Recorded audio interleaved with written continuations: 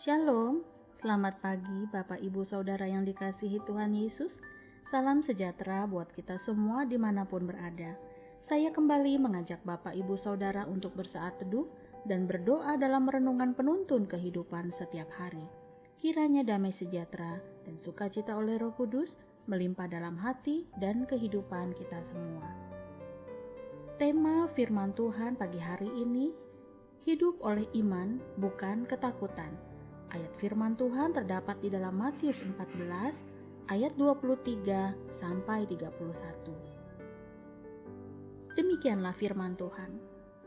Lalu Petrus berseru dan menjawab dia, "Tuhan, apabila Engkau itu, suruhlah aku datang kepadamu berjalan di atas air." Kata Yesus, "Datanglah." Maka Petrus turun dari perahu dan berjalan di atas air mendapatkan Yesus.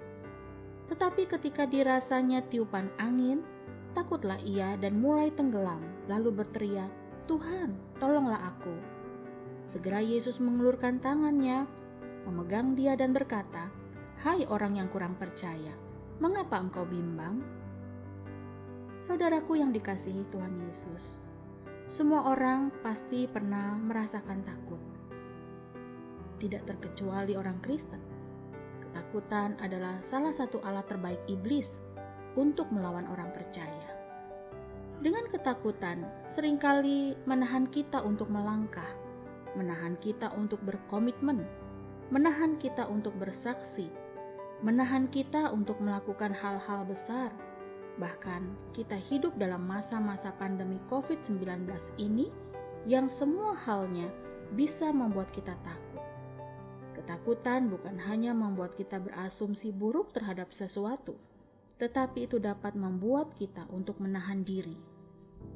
Saudaraku, apa yang dapat membebaskan kita dari ketakutan? Jawabannya adalah iman di dalam Yesus. Tahukah saudara mengapa Petrus dapat berjalan di atas air? Pada ayat 28, Petrus berseru dan menjawab dia, "Tuhan, apabila Engkau itu, suruhlah aku datang kepadamu berjalan di atas air." Petrus meletakkan imannya kepada mujizat Yesus, bukan di dalam Yesus. Ketahuilah saudara, iman yang kuat harus diletakkan di dalam Yesus sebagai pemberi mujizat itu. Tetapi walaupun begitu, Yesus tetap menyambut Petrus, "Datanglah." Namun ketika Petrus mulai merasakan kembali tiupan angin sakal itu, pandangannya dialihkan kembali kepada ketakutannya. Petrus mulai tenggelam. Saudaraku, bukankah kita sering melakukan itu? Ketakutan memberikan banyak gangguan sehingga kita hampir tidak dapat mendengar Yesus berbicara lagi melalui firman-Nya. Sehingga ketakutan kita membuat banyak hal yang mungkin menjadi tidak mungkin. Berbeda sekali dengan iman. Iman membuat yang tidak mungkin menjadi mungkin. Petrus bukan tidak memiliki iman lagi kepada Tuhan Yesus, sehingga ia mulai tenggelam. Tetapi dikatakan Yesus pada ayat ke-31 bahwa Petrus kurang percaya sehingga ia bimbang. Saudaraku, mungkin engkau mulai tenggelam dalam masalah, dalam pergumulan persoalan, bahkan kesibukan dalam pekerjaan dan usaha, sehingga pandanganmu tidak lagi kepada Tuhan Yesus.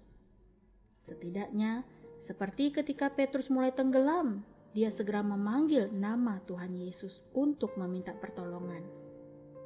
Ketakutan, kebimbangan, keraguan-raguan sangat merugikan hidup kita, tetapi iman memungkinkan kita berjalan melewatinya. Amin. Mari kita berdoa. Tuhan Yesus, kami berdoa agar firman-Mu pagi hari ini membangkitkan iman kami untuk melenyapkan segala keraguan-raguan, kebimbangan, ketakutan akan kuasa-Mu Tuhan. Biarlah mata rohani kami tetap memandang-Mu dan menghidupi firman-Mu, sehingga kami tidak lagi disebut orang yang kurang percaya. Terima kasih Bapa. Di dalam nama Tuhan Yesus kami berdoa. Amin. Kiranya berkat yang sempurna dari Allah Bapa, kasih karunia dari Tuhan Yesus Kristus dan persekutuan yang indah dengan Roh Kudus menyertai kita semua dari sekarang ini dan sampai selama-lamanya. Maju terus dalam tuntunan Tuhan saudara, tetap semangat, sampai jumpa esok hari. Tuhan Yesus memberkati.